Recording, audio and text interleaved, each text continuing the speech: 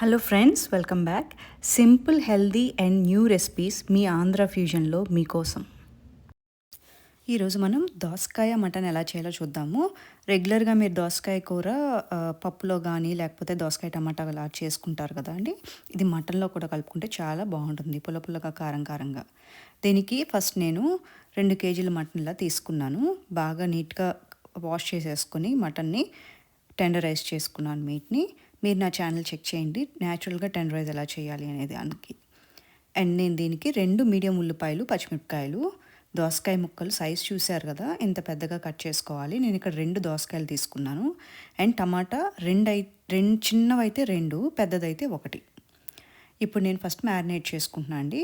మటన్లో 2 టీ స్పూన్ల అల్లం వెల్లుల్లి ముద్ద, పసుపు, ఉప్పు, పెరుగు ఒక 2 గంటలు వేసుకుంటున్నాను ఇక్కడ నేను. వేసుకుని దీన్ని బాగా కలిపేసుకోండి.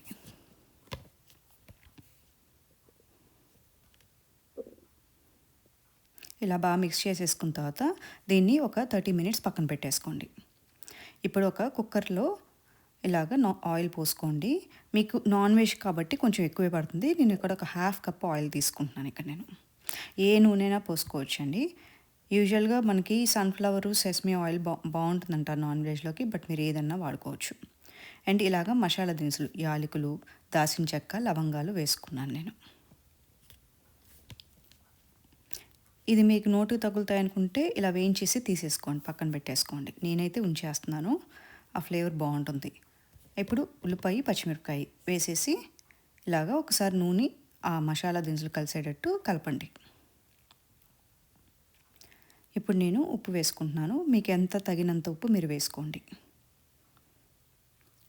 ముందు ఎందుకు ఉప్పు వేసుకుంటున్నా అంటే ఆనియన్ తొందరగా ఉడికిపోతుందని, వేగిపోతుందని. మీరు ఉప్పు తర్వాత కూడా అడ్జస్ట్ చేసుకోవచ్చు. నేను జస్ట్ ఇలాగ మూత పెట్టుకుంటున్నాను అంతే, ఆనియన్ వేగటానికి. నేనేం కుక్కర్ అది పెట్టట్లేదు, జస్ట్ దాన్ని కవర్ చేస్తున్నాను. ఇది నాకు ఆనియన్ ఒక 5 to 6 నిమిషాలు పడుతుందండి ఇలా మగ్గటానికి. చూసారు కదా ఆనియన్ ఎలా వేగిందో, ఇలాగా వేగాలి. ఇప్పుడు మటన్ వేసేసుకోండి డైరెక్ట్గా. ఇప్పుడు ఈ ఆనియన్లో ఈ మటన్ బాగా కలిసేటట్టు తిప్పుకోండి.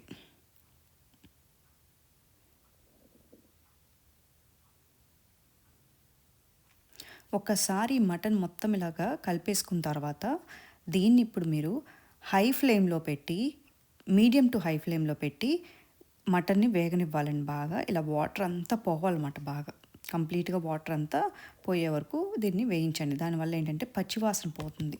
దీనికి మీకు దగ్గర ఒక 5 to 10 నిమిషాలు పడుతుంది. ఈజీగా ఒక 10 నిమిషాలు పడుతుందండి ఇలాగా మొత్తం వాటర్ అంతా పోయి మటన్ వేగటానికి.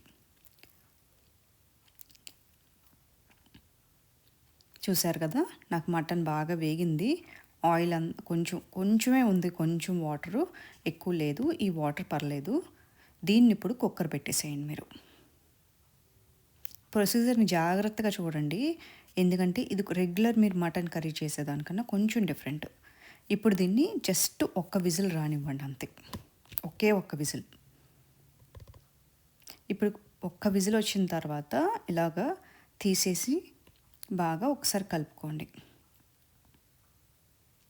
ఇప్పుడు దీంట్లో మీరు టమాటా, చిన్నవైతే 2 టమాటాలు, పెద్దదైతే ఒక టమాటా, దోసకాయలు ఇలాగ వేసేసుకోండి. కారం నేను ఒక 2 స్పూన్లు వేసుకుంటున్నాను, టీ స్పూన్లు ఇక్కడ కారము.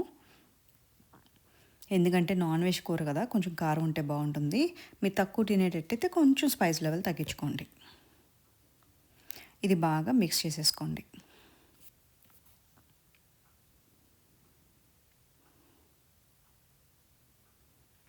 ఇప్పుడు ఇలాగ ఒక్కసారి మిక్స్ అయిపోయిన తర్వాత ఇప్పుడు మళ్ళీ కుక్కర్ పెట్టాలండి.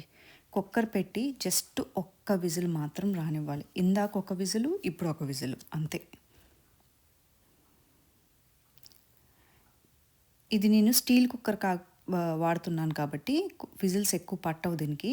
మీకు C1D అయితే కనుక చెక్ చేసుకోండి, కుక్కరు చెక్ చేసుకుని విజిల్స్ రానివ్వండి. నాకు తెలిసి ఏదన్నా కూడా 1 విజిల్ సరిపోవాలి. ముందు 1, ఇప్పుడు 1. ఒకసారి కుక్కర్ తీసిన తర్వాత ఇప్పుడు మటన్ ఉడికిందో లేదో చూసుకోండి. చూడండి, మటన్ బాగా ఉడికిపోయింది నాకు. ఇప్పుడు నేనేం చేస్తానంటే ఈ గ్రేవీ అంతా కొంచెం థిక్కన్ అయ్యే వరకు దీన్ని ఉడకపెట్టాలి. సో, దగ్గర దగ్గర నాకు ఒక 7-8 నిమిషాలు ఇక్కడ టైం ఇవ్వండి దానికి ఉడకటానికి. తర్వాత ఇలా కొత్తిమీర చల్లేసుకోండి. అండ్ మసాలా పౌడర్ ఇక్కడ లాస్ట్‌లో నేను 2 కేజీల చికెన్‌కి 1 టేబుల్ స్పూన్ మసాలా పౌడర్ వేసుకుంటున్నాను అండి ఇక్కడ. దీన్ని ఒకసారి బాగా గట్టిగా కలిపేసుకుని ఈ వాటర్ కొంచెం గ్రేవీగా మారిపోయేలాగా, వాటర్ పోయి గ్రేవీలా అయ్యేలాగా చూసుకోండి. థిక్ అయ్యేటట్టు చూసుకోండి. ఒక్కసారి గ్రేవీ థిక్ అయిన తర్వాత స్టవ్ ఆఫ్ చేసేసి దీన్ని అన్నంలోకి కానీ చపాతీల్లోకి కానీ తినొచ్చండి. చాలా టేస్టీగా ఉంటుంది. ట్రై చేసి చెక్ చేయండి. మీ ఫీడ్బ్యాక్ కమెంట్స్లో ఇవ్వండి నాకు.